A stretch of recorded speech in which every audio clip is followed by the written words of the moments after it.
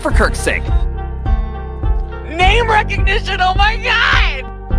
Oh, hey, turn on FNN. Oh, before I forget, let's rock and roll.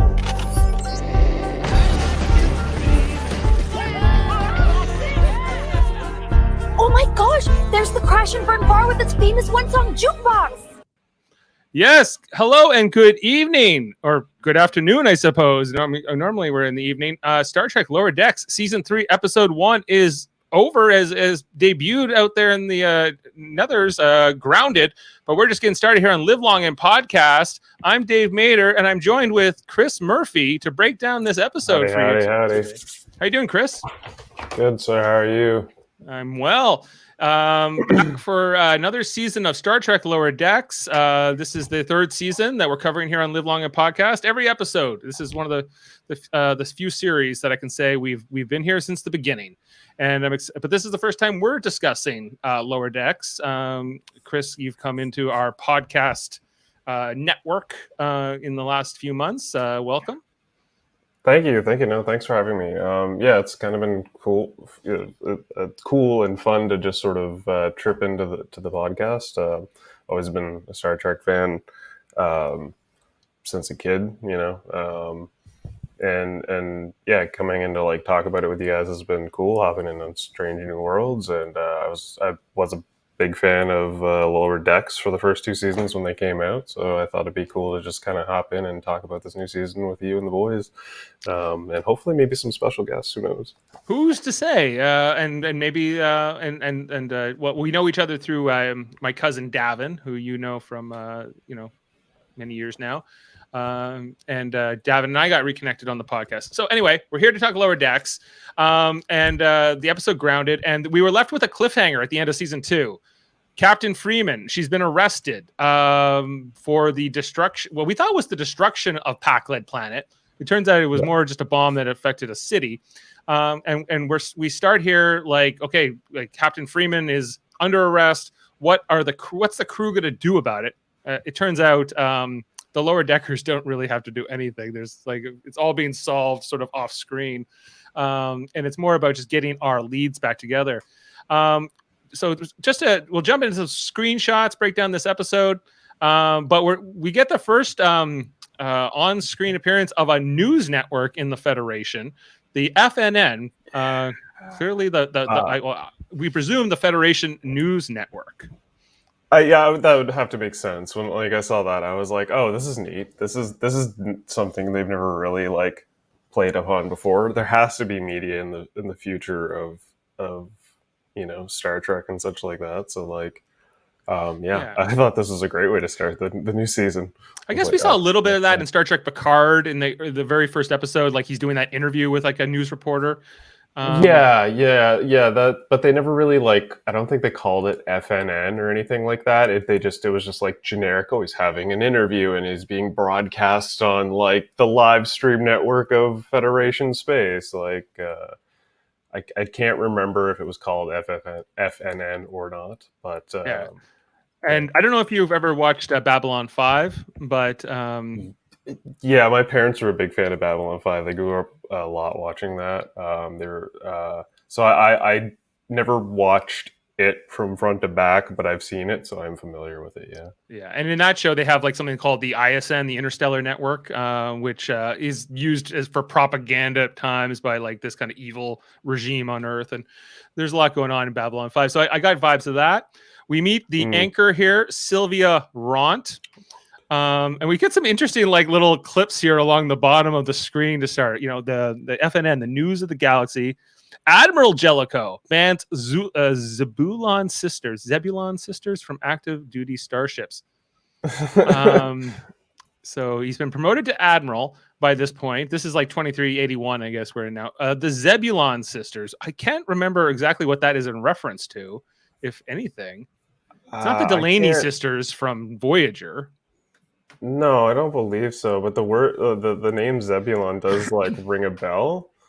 So like, it's gotta be something. We got this other one here: Buffalo Solar Knights eclipse the London Kings. So baseball is back. It looks like in Game 1 of the ELDS.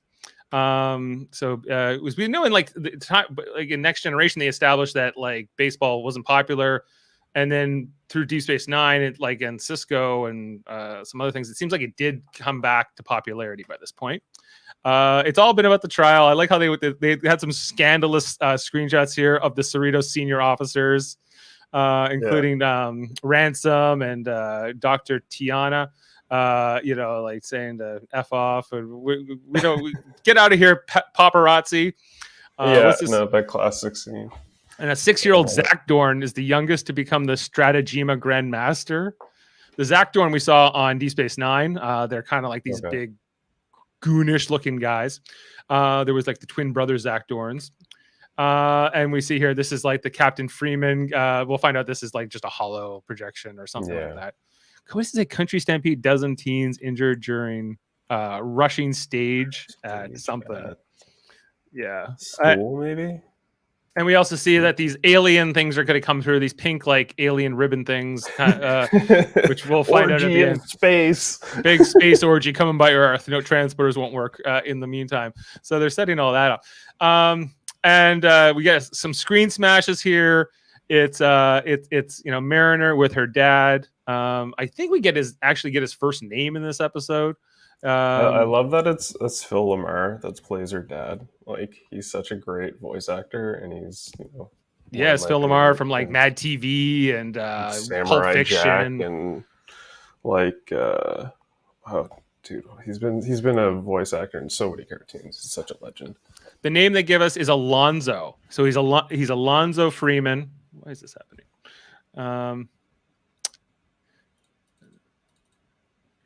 Hold on. Just keeps doing that little screenshot. Anyway, so she's smashing screens, and he's like, you can just turn them off. It's okay. You don't need to break them like this. Just bring this down. I love how basically the premise of this episode is she's for the most part. I don't know. It seems like it's almost like a conjunction of the first two seasons, and they're just trying to like jam pack it into the sense that she doesn't trust the Federation fully, even though that's kind of the things that they've been trying to stretch it out for the first two seasons through all their adventures with each member of the ship and stuff like that. And then this is just like she's freaking out so much, she's going out of her way to like, pull her mom out of essentially jail, and her dad's just like, trust the system. You just gotta trust the system, right? Yeah, sorry, I'm just my thing keeps I think I fixed it. Okay, so yeah, he's like, just trust the system here. I did get his little speech here. You just need to be patient and trust in the system. Oh, you mean the same system that's now putting her on trial? Oh yeah, I freaking love the system. It's like it's just like the bridge. People like the bridge. I like the bridge. Ugh, the longer I'm off a ship, the more useless I feel. Like that big dumb red thing. Beckett, you know that's the Golden Gate Bridge. Nobody drives anymore. Why do you need a bridge? This planet's whack.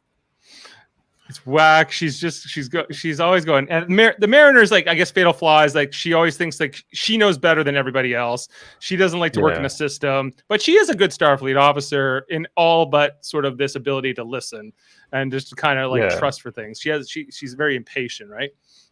But you think she would notice that, the Golden Gate Bridge is now just a giant solar panel? Like, you think she would have flown by it once or twice? Yeah, no, that's all it is, right? Like, you can't even, like, I guess, wouldn't joggers use it at least or somebody? But I'm sure there's probably a running path, but I think for the most part, they've turned all roads into just like solar panels to power the city, because that would cars are kind of sense. Pointless. This other admiral calls up her dad, who she calls an uncle, but I don't think he's actually her uncle. Maybe he is. He's a vice admiral, wearing the gray top style, and basically saying like the lawyer that's been picked to go against Captain Freeman is some kind of like planet's rights extremist or something like that. Like, I guess to play on states' rights. He says hello, but Mariner is basically smashing things. breaking things. He's like, why don't you just stop using like breakable things in your house? And he's like, I don't really know. So that's kind of like that's the setup for the episode as it stands. One little update here in the opening credits, Chris, is that every season we see like there's this battle in the first season. It's the Borg cube against just some Klingon birds of prey, and then like last season second season they added like Romulan warbirds as well, or maybe it was like. Or like they keep adding things. Now they've added like crystalline entities and Pakled ships, and they're all having this big battle, and the Cerritos just flies up to it and flies off. Okay, that's a nice touch. I didn't notice that before. Yeah, That's so really it cool. seems like every season they're gonna make this like they'll probably throw something else, and they'll throw like 8472 into next season or something like that. I wouldn't be surprised if this turns out to like some sort of like, okay, in the final episode, this is what it's been leading to. Yeah. We come back after the credits. Well, we don't know exactly where we are. I was like, are we in France? Are we at Chateau Picard? But no, we are. No, we are not. We are in Boimler's raisin maids. His raisin plantation. He's this is Modesto, California, which is right near San Francisco. And you see this fly comes up and Boimler accidentally swallows it. And we find out he doesn't like being at home too much. He hates being here. I hate being home. I'll do anything to get away from these raisins. It's already going to take me a month to get the smell out of my hair. It's a raisin plantation, I suppose. Yeah. I just love the fact that he has all these raisin maids that are just like very thirsty for Boimler. They're just coming up to him. Yeah. Well, we see Mariner's there, and she's like, "Will you come help me? Will you come on this like kind of rogue mission?" He's like, "Sure, I'm in." She's like, "Well, normally I have to convince you." Yeah. And so like these different like raisin maids or whatever was going on here. I don't really like. He's completely oblivious. This is the first one. Hey, Bradward. Want to test the sweetness of my bushel? Fine, Genevieve. Fine, Genevieve. I will taste the sweetness of your bushel. And he's just like, "Get out of here! I hate you." I don't know. He's like, it needs like 3 to 4 more hours of sun. This Genevieve, and just like tells her to like walk away. It's like, oh my god, I love how he's just so casual and has no idea. It's beautiful, right? Because he has to explain that. Like, she's like, "I thought like you made wine." He was like, "Oh, I wish we made wine." We Boimlers dry grapes. Just dry them and dry them and dry them till they're all shriveled and hopeless and stuck on Earth forever. So she's not happy about it. The second girl is she's really funny too. I like she even more on there. Where here she is. Bradward, all these varietals are so confusing. Take me to the privacy of the pickery shed and explain them to me. Come on, Mandalina. Red goes in the red bucket, white in the white. You know that.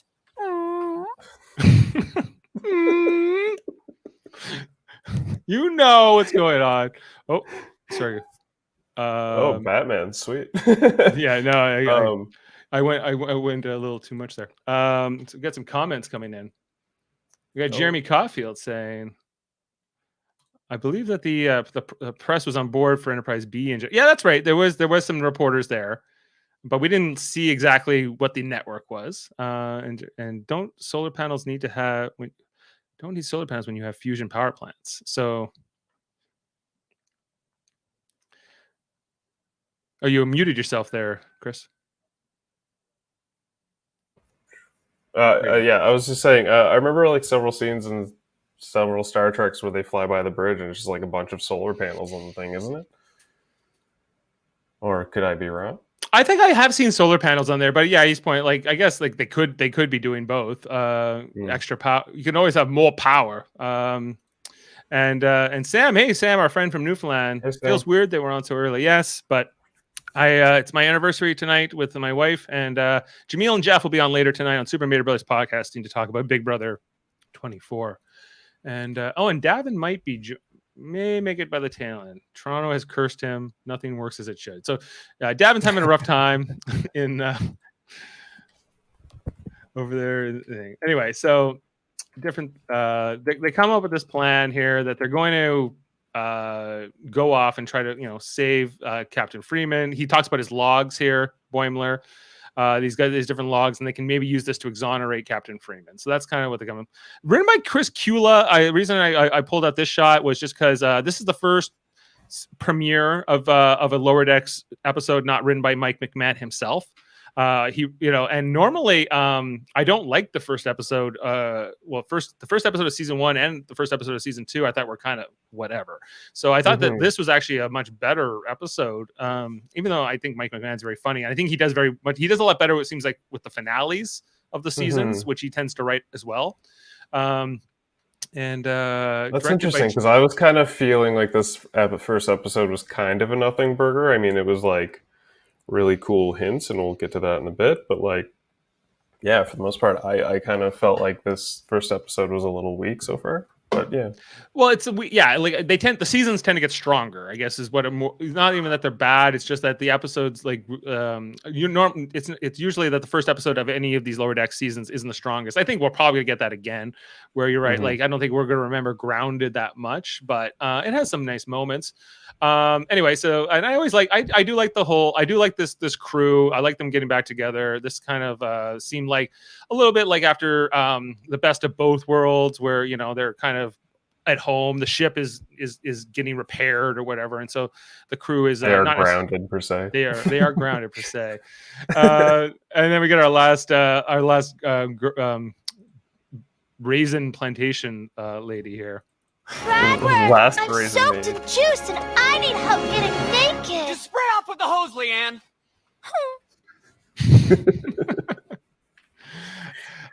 We pay a visit here to Cisco's, Chris. Cisco's Creole restaurant. The Joseph Cisco himself, where Captain Benjamin Cisco grew up, along with his other siblings, working at this restaurant. Where he'll go at the end of season 6 of Deep Space Nine to clean some clams or whatever he was doing. And we get Rutherford and Tendi are here, having some good times while they're grounded here, taking some pictures, having a nice dinner date, walking around, checking all the spots. Wait, because there's been hints that these two are kind of romantic or might become romantic at some point. I don't think they've really made that official, but yeah, there's definitely seems like there's that sort of connection, but they could also just completely play it off as like a platonic friendship thing too in the end. Yeah, they've hinted at it a few times, but they never fully gone there. But these two are close, and I guess also Boimler and Mariner are kind of like close as well, and they're all friends, but there's that's kind of like the two pairs, I guess, is within this group. We see the FNN is on the screen, kind of giving the same report that we saw at the top of the episode.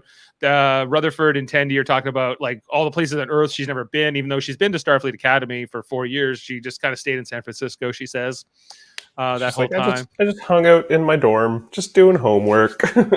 Yeah, and she's but like they have summers, don't they? Like they and things like that. I mean, you would assume, but if you're really that dedicated to learning the sciences, your summer is a beacon or a jar, or I don't know. I'm just pulling words out my ass at this point, but whatever she's doing, I'm sure she's like so dedicated to it that that makes sense. Is not a thing to her, right? She doesn't want to mess it up. I get it. Yeah. And they see the report here. We see, I guess that's that lawyer that was. They talked about the planet's rights people as they're prosecuting Captain Freeman. They're in just duress about this. They're talking about it, and this is where we get the big reveal here, and it's Mariner. And they're like, "Were you just waiting for that perfect moment to say something?" She's like, "Oh yeah." Boimler just kind of breaks it all down. Shows up, already has like a cocktail or something going on here. I like how Boimler always just constantly is just like bringing her down a few pegs, like without they have a good incident. They've established a good dynamic amongst these characters and how they kind of interact with each other. We see this hot sauce on the table at Cisco's. That's Ketracel White Hot, which is a great little joke there. 17 million Scoville units. Yeah, that's a little extreme. I think like the hottest pepper on Earth is only 2 million Scovilles. So I don't, or at most 3. So this would be extreme. This would be Ketracel White Hot, despite being red. And Boimler puts a little bit of it in whatever gumbo he's having here at Cisco's.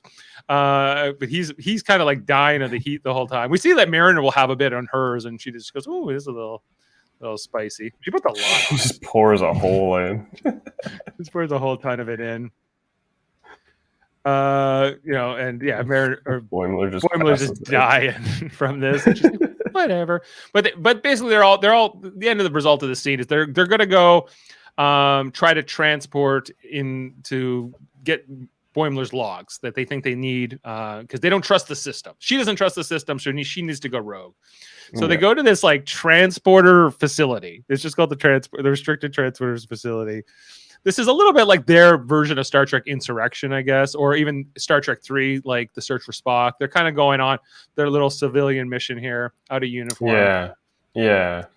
Right? And they got to go in here and knock the guy out and then try to, in order to get to the Cerritos. And they're all ready to go here. And it's just this guy who's wearing he's not even wearing the current uniform. He's wearing like an early 2370s kind of jumpsuit here. So maybe they just never bothered to tell him that the uniform with a sweater over it. Like a sweater here. Yeah, he's they call him the chief. I don't know. Do we get like a name for this guy? I didn't catch it. I was just I was like, what's this about again? When I was watching it, I half paid attention to this scene. Chief Carlton Dennis is what his name is. Okay. Anyway, so he's like the nicest guy ever, and he's going to show them around. He's like, "Are you the kids from the cadets? Are you cadets here to learn about transporter technology?" They're like, "Oh yeah, that's what we're here for." He's like, "Come on, I'll show you." That's my old man voice, and he's like, and then Rutherford's all impressed that he fixes up old transporters. That's like his things. He's a bit of a buffer. Buffer. Yeah, I'm a bit of a buffer buff. It was good. It was a good one. And then like Mariner's about to do the whole knock him out thing here, and then she can't do it. She's like, "I can't do it." He's like the nice grandpa.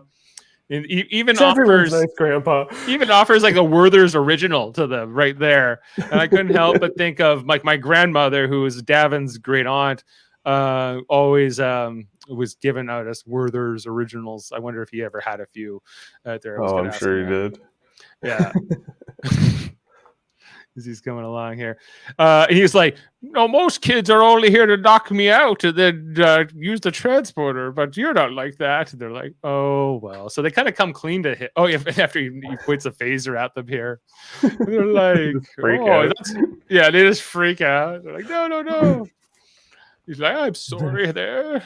It's like, I won't stun you, I promise. Let's go. Where did you want to go? I can't transport you off space, but Yeah, and so instead they just make friends with this guy, and he's like, here's a bowl of soup.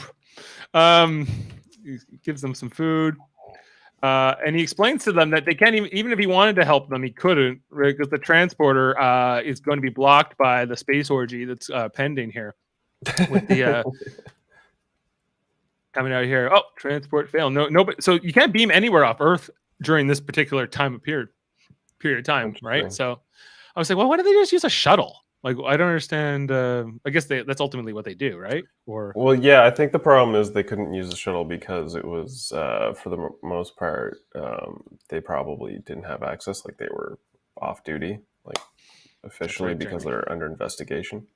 Better than hard candy. That's all. It's one large lump. Yep. Yeah, that happens sometimes. Anyway, so they kind of figure out that they need to like get up there. So they decide that this is where they're going to get their ship from, and they go to like Bozeman, Montana, the site that we saw in Star Trek: First Contact, but we saw it in the 21st century, and it's become kind of like a Disneyland kind of thing. It's just called park. It's so funny. It's just called Bozeman. Or they should have Bozeland or something like that. Bozeland would have been so much better. Oh wow, yeah. I should be on the writer staff. I know, right? So some interesting shots here. We see the Zephram Cochrane statue that we got to see in Star Trek Enterprise. There's like a little statuette of it in like Archer's like ready room, but we get to kind of see the real life version of it. I love the expression on Zephram Cochrane's face. He's just like, yeah, that way. Right. It's not because he's supposed to be like reaching up, like all like heroic, and in this lower decks version, he's just like given like the almost the point in the wing. Here's interesting things to like look at here. They got like the carnival games where you hit like the mallet on the point there. Anyway, I don't know who this guy was supposed to be, but I guess he's like a historical reenactor. Of course, you got to have churros. Right, Yeah, I think this is just to like show how much of like a tourist trap this is still in like the future. And we see like Tendy and Rutherford are even particularly into this. Got a great quote here from them on that. They're just like the 21st century. It's just like post World War III. It's just like post World War III. Did you hear the little like violin background? They're like oh yeah, they put a ton of like the First Contact score by which is actually like it's my anniversary today, and that's what Jane walked down the aisle to, was to that music. So I was like the Jerry Goldsmith score. And, oh hey, that's the bar. I know I pulled this one too. Oh my gosh, there's the Crash and Burn bar with its famous one-song jukebox. It's famous one-song jukebox. I think it was. Hey, baby, jump over here when you do it. I wanna be here. That's right. So that's the one jukebox song. Why is it only got one song at that jukebox? They're like, there's the Vulcan ship. I love how it's just been turned into a slide for kids to come. It would be the logical thing to do. Would be to have fun on the slide and the swings under the engines. Yeah. Even Rutherford and Tendy having like these little Zephram Cochrane baseball caps or whatever they're supposed to be. Yeah, definitely. But they're here just to get the Phoenix.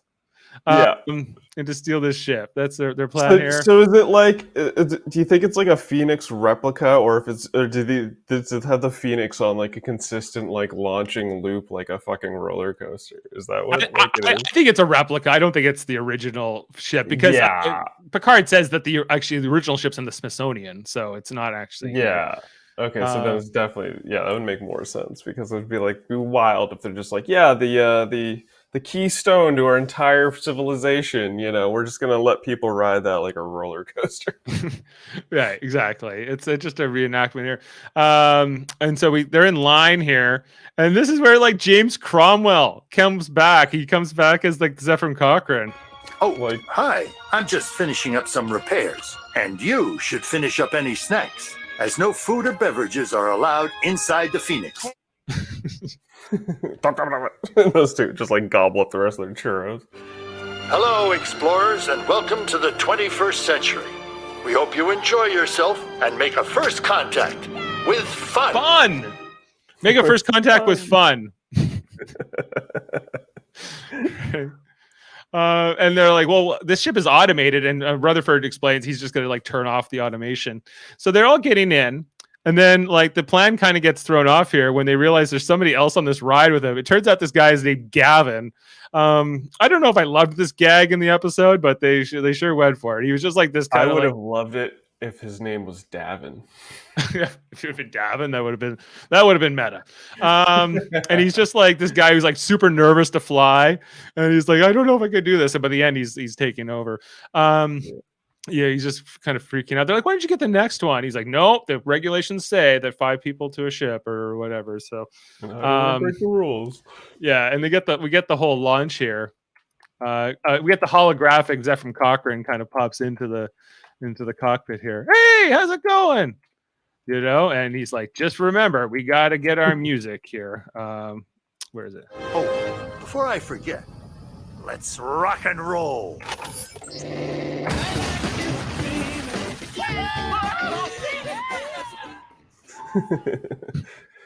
And they're off to space here, going on up. And Mariner takes off her seatbelt or whatever, and Gavin's like, what the hell's going on? I guess there is gravity on this ship. Yeah, it can't be the original Phoenix either. For that reason, it also looks a hell of a lot bigger than it should, because the original cockpit of the Phoenix is only like 2 meters long, and this is way Yeah, it was very cramped. Yeah, this is definitely some sort of like ride replica for sure. yeah, like an update to it. Zephyr Cochrane's like, Let's bring what I like to call the Warp Core online. Warp Core. What I like to call the Warp Core. Warp Core. Yeah. So that's also some good stuff here. He's like, sorry, Zephyr Cochrane, as he kind of reverse hacks him here. They take over the ship. It's a bit of a rough ride. It's one of my 2 favorite cameos this episode. Yeah, this is great. It was great that they got him to come back and do this. First time since Enterprise, I can remember Zephyr Cochrane doing anything with the Zephyr Cochrane character. And some great like visuals here in this episode too. Like as we see the Phoenix or the Phoenix replica and we see the Cerritos. Like if you go back and look at season 1 compared to how good the animation looks now in the season 2 and now 3, it's quite an update. Did they de-shell the Cerritos because it's technically in dry dock? Is that why? They had to take off the outer hull in like the end of season 2 for that mission, and looks like they just haven't replaced it. So I guess not that much time has gone by since the end of season 2, because they were going to presumably put a new outer hull on at some point. They just haven't gotten around to it yet. So they approach the ship. And then they dock and they come in here, and they just leave Gavin. They're like, "Hey man, what's going on?" He's like, "I'm going to take over. I am the captain now." And they're like, "Cool, man. Have fun. You got this." He's hooked on the explorer juice. We get you, man.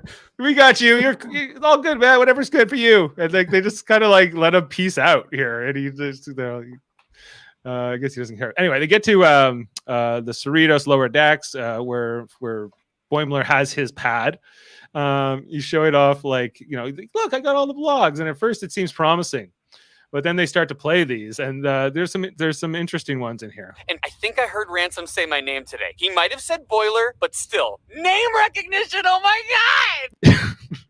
Like, are they like all this? Killed it. Oh yeah, I love Jack Quaid's amazing on this show. And just like some of the lines they give him, and then like, what else has he got here? Got caught sniffing the captain's chair again. Gotta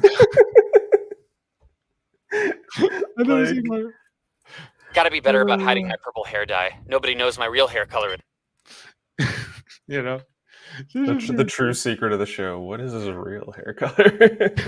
Yeah, you see, he also dyes his like eyebrows purple. Mm-hmm. So did you know they announced that they're going to be doing a Lower Decks and Strange New Worlds crossover, live action crossover? I heard that. I kind of wish they just like pulled the curtain on that as the episode aired. That would have been way more entertaining and surprising, as opposed to them just being like, "Oh, it's going to happen." Now I'm expecting it, and now there's like expectations within that and how it's going to be pulled off. Yeah, like, and I assume that we're going to get Jack Quaid full on with purple hair and purple eyebrows. I mean, he has to at this point. If he doesn't, it'll be a disappointment. Like realistically. So I mean, he better come in looking like a walking Teletubby. Yeah. Quick comment here from Sam Higdon. I wonder if John Cochrane or David Wright do any of the writing on the episodes this season. I believe they do, Sam. And if you don't know, Chris, John Cochrane and David Wright are Survivor alumni who are both on the writer staff for this show. John Cochrane, he won one of the seasons. David Wright he was in like the Millennials versus Gen X season. And so there's a bunch of like Survivor people coincidentally involved with this show. What? I know it's random, but hell. What kind of fucking meta is that? Yeah, I know. John Cochrane, he's been involved in the show since season 1. I think he wrote the Badgie episode, which is not my favorite, but David Wright has written some of my favorite episodes of the show so far. How did they ever get involved in this? I think they were already writers, and then they just they ended up doing it so coincidentally. Yeah. Oh, and then Sam also says live action and animation crossover is weird. Well, it can be, but it could be good too. So we'll give it. I think Jonathan Frakes I think he understands both. He's going to direct the episode, and I think it's going to be really good because I think he understands both shows because he's been involved in both, and how to tonally bring them together. So excited for that. To be fair, I do believe that. I think the most interesting way to maybe pull that episode off would be have live action and cartoon scenes, and then, probably they kind of maybe jump back and forth, like with some of the Strange Adventures going to like a cartoon scene, and then I don't know, maybe it's some sort of like weird interdimensional thing, think that old Simpsons episode where Homer goes to the portal and he becomes 3D, and then he goes through a portal again and he's walking in like a fucking real world sort of situation. Yeah, like I could see that. You could do the whole Who Framed Roger Rabbit style, which I don't think would work. Or just have like these Lower Decks characters come into a live action show, and like as they're the good thing is that they all look enough like they're obviously Tandy's not green in real life, but that's easy enough to do with makeup, and the rest of them could play these characters. I forget the other guy's name that does. The guy, Rutherford? Rutherford, yeah, Rutherford. I forget Eugene the Cordero. Yeah, Eugene, that's right. But he's I think he's noticeably shorter than what they portray Rutherford as. So I don't know if you'd be able to. Oh, you can give him lifts. Yeah, that's true. That's a good point. Put him on an apple box or two. And Eugene Cordero and Jack Quaid have never actually met in real life. Yeah. Even up to this point of 3 seasons of the show. So, but it'd be interesting to see. I think it's only going to be Mariner and Boimler who are going to be part of that crossover. Anyway, so this whole like trip to the Cerritos to get these logs, Mariner's not feeling like this is the smoking gun she was looking for. She has a bit Boimler's bloopers. Yeah, with Boimler's bloopers, which is kind of what all it was. They try to console her here, she's a couple times, but like Mariner's just like she needs to do something to help her mother, but she really can't.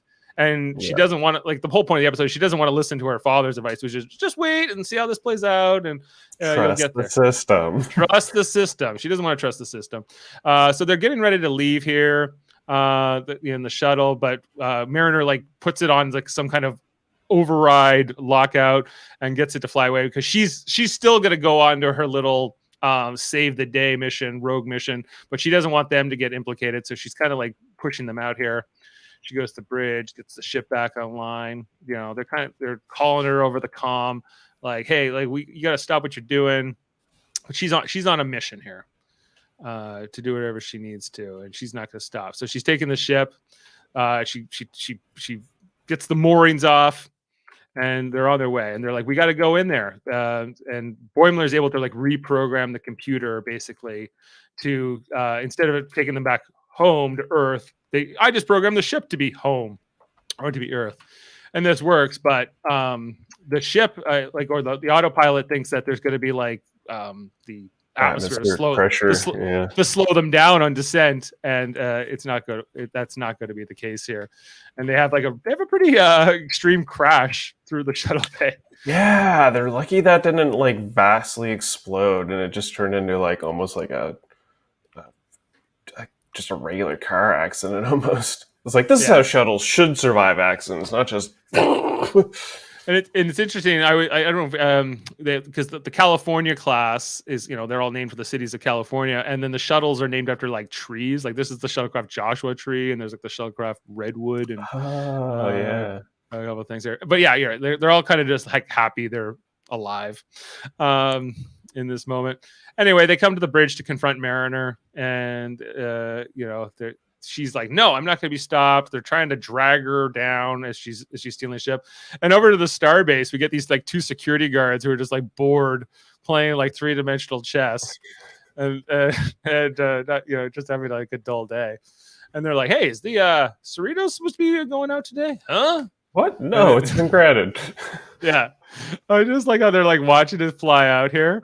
And then this guy's just like, red alert. Yeah. They're all playing, but they're able to like slow down Mariner just enough here, Tendi and Boimler, to get like Rutherford gets far enough away to kind of outdo the autopilot, and then Mariner has tease, if you will. Yeah. she has like this real like kind of breakdown here where she's like she realizes she she can't. She's just trying to do whatever she can to get over this. But this is when Starfleet security kind of like catches up with them. We see like these two little raider ships, which I thought were really cool looking. I couldn't remember if we've seen that class before. Maybe in like the Dominion War. I think maybe we saw those before. And anyway, so like they're getting called. We see like the space orgy is coming to fly over to them here. And that they're right in the path here, and we also we're getting more indications here. This because they showed at the end of like season 2 that Tendi is going to move on from just being like a nurse basically in sickbay. She's going to become more of a science officer type, and is going to do a little bit more external science work, I guess, moving forward. And so yeah, all these aliens are coming all over the ship and kind of using them as a breeding ground, I guess. Yeah, these very pink sperm-like looking tardigrades. Yeah, exactly. And this is where they get this like angry looking Starfleet security guy with a crew cut who calls them up here. What are you doing? We're doing scientific research, sir. This is a very important mission. It seems to be kind of working. They head down to like sick bay and like they kind of continue like this thing where they're they're basically helping facilitate the orgy. Getting passing eggs from one sack to the other. It would seem it seems like they breed like frogs or something, but they kind of breed like seahorses. I don't know. It's weird. Yeah, it was like these guys are like, oh, this is weird and awkward. It's even giving them like electric shocks as they're going. Yeah, they're like jellyfish too. Yeah, they're just like zapping them like with like these little like the whole time that I was just like, I wonder if that place smells like grape jelly. Like when I was watching that, it's what you would imagine. It's what you think it should smell like for sure. You would hope at least, or maybe something worse, space poo, if you will. Yeah, they're all kind of keeping this on.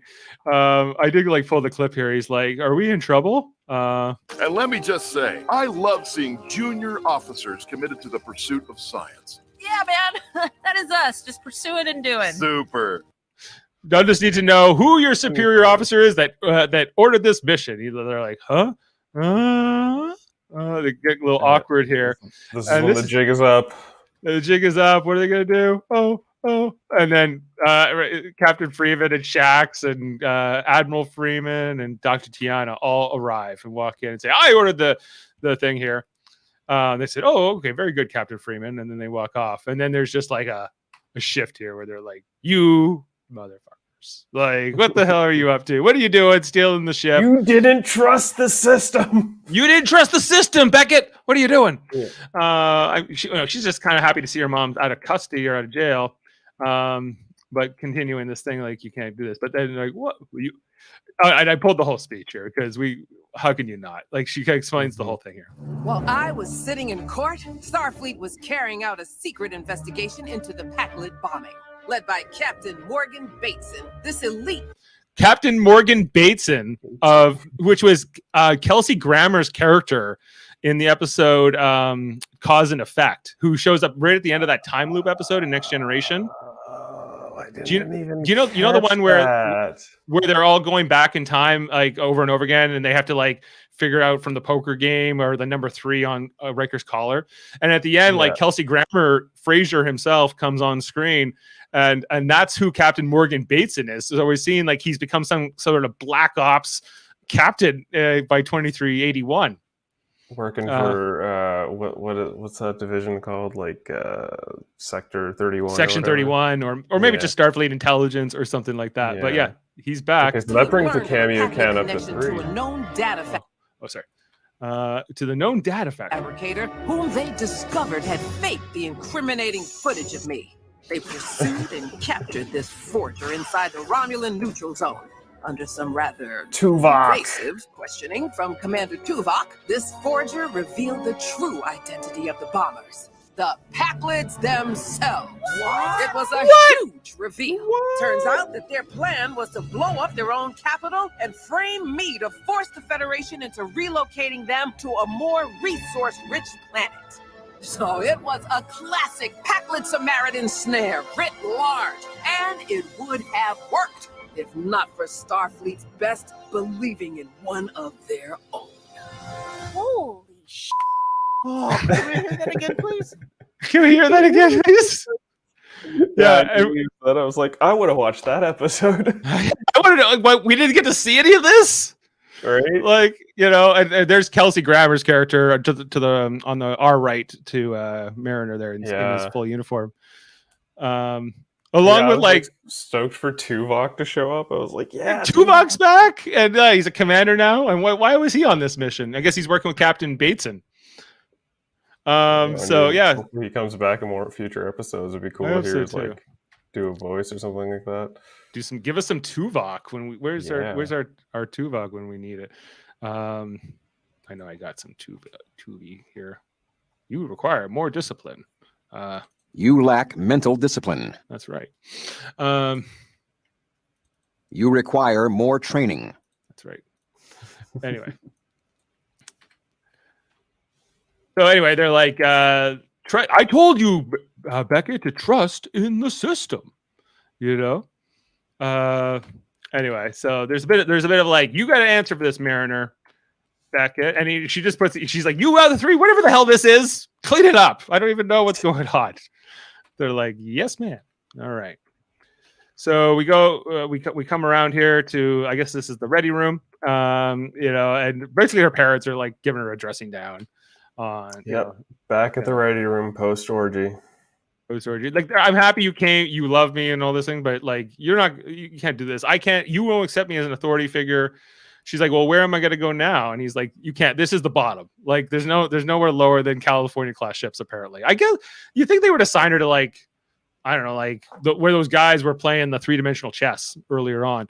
That would be like a guard post or something. It's like, okay, now you're like an interdimensional, like, toll gatekeeper. Right. In this sector, and you've got to collect tolls from everyone that passes through. There's got to be lamer jobs in Starfleet than working on a ship. Anyway, but she's got her solution for it. We're gonna come out here and we're going to get Captain or Commander Ransom involved. Not this guy. They haven't had the best relationship, Mariner and Ransom in the past. And Ransom's here to. As far as you're concerned, Mariner, I'm your mama now. He's the mama now. So okay, I guess this is gonna be a storyline. Mama. I wasn't like necessarily super excited by what they're setting up here, but maybe I think they've had good comedy, these two, in the past. So yeah. Again, like that's kind of I think that's why I feel like this episode was, a little weak, if in the most part. Yeah, like not much real. Like the whole thing with Freeman, Captain Freeman, was solved, right? So, and did our characters grow? Not really. Did they change? Anyway, but they're happy to be home.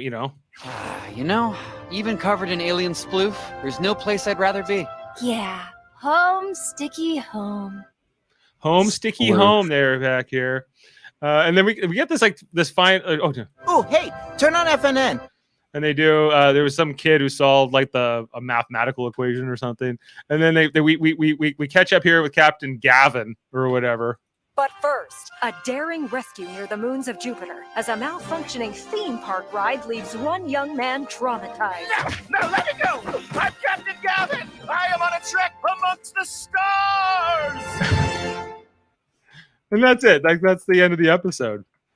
I mean, I think that was a pretty funny ending. Like, you're right, there were definitely funny moments. But yeah, I kind of felt like the episode was a bit of a nothing burger. Like, it seemed like they wrapped up the big cliffhanger at the end of her mom, potentially going off for a trial, like in a snap. And then, right. I mean, we now know that the word for splooge in the Star Trek universe is sploof. So, like, there were funny moments. It just felt like, I don't know. Absolutely. Yeah. And okay, so we're going to get into our ratings here. Just give me 2 seconds to get this set up for you. Because you've never rated a Lower Decks episode before. And I just realized I don't have that keyed up here in the aggregate. So, Murphy, you're following along at home. I'm doing spreadsheet fun. Excel. We excel in Excel. Not just any Excel, the web-based Excel. There you are. Okay. All right. So sorry about that. I just had to. New rater means different things. Okay, so let's get into our ratings here for this episode. The season 3, episode 1, Grounded. I'm not really giving it a 10. I think I'm going 8.5. I think it was good. I liked it, but I didn't love it. Yeah. Honestly, I would give it like a soft 6. Like there were funny moments. Like just overall, it felt like a nothing burger. Like there was, a quick wrap up. There was the funny moments with James Cromwell and certain jokes, but ultimately it was like there's been better episodes of Lower Decks, and I'm not saying it's a down hole. Like there's a whole season to be played out forward, and those episodes I trust will probably be a lot better. And I think that is like the pattern with this show is like it gets better as it goes. And so this has, with only 37 votes so far today, it is up to an 8.4 out of 10. I don't think that will necessarily hold. As mentioned, Chris Kula wrote this episode. He wrote like season 2 or episode 2, the Kayshawn His Eyes Open episode last year. And you can see like John Cochran, David Wright have written quite a few episodes, and I expect we will see their names appear. I saw John Cochran still an executive producer on the show. I think we're still in 2381 in terms of just like the year, and I would say this was a Mariner focused episode, but kind of ensemble as well. Yeah, that's for sure. It was definitely Mariner plus ensemble. It was sort of like a reintroduction to the main 4, and then sort of like here's everywhere else, and then it's all going to loop in by the end of the episode, so we can start a whole new adventure on the Cerritos. That's just, I'm down for it. I'm always down for the Cerritos. It's a good time. Yeah. So, and Murphy, we'll get your sort of your ratings from the past episodes later on, so we can kind of bring those in. But right now, yeah, it seems like you don't like Lower Decks very much, but I think that's you do. No, it's not. Well, I mean, at the moment, yeah, the scoreboard dictates that I don't like Lower Decks very much, but that's not true. I do enjoy some other episodes. I might actually rewatch those other episodes just to sort of like refresh, because it's been a hot minute since I've watched them, and I don't know. I just want a little more Star Trek in my day to day. So while I wait for the next episodes, I'll send you my ratings and fill those in. I'll send you the link to the sheet. You can. This is a live sheet. You can. Just perfect. Yeah. Okay, and then next episode next week is called The Least Dangerous Game. I don't know what that's a play on. I can't remember. Was there an episode ever called The Most Dangerous Game? I don't know. I can't.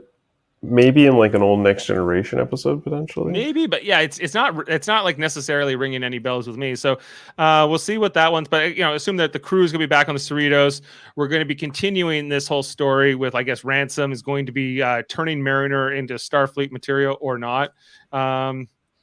Tendy's becoming more of a science officer, less of a medical officer, and I don't think Rutherford or Boimler have anything in particular on the horizon.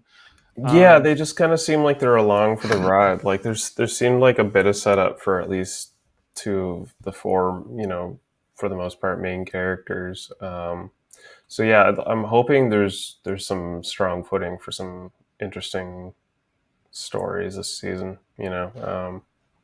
Well, what I'm also curious, because they're quickly approaching the time, basically of when like this whole Romulan supernova thing is going to be going on.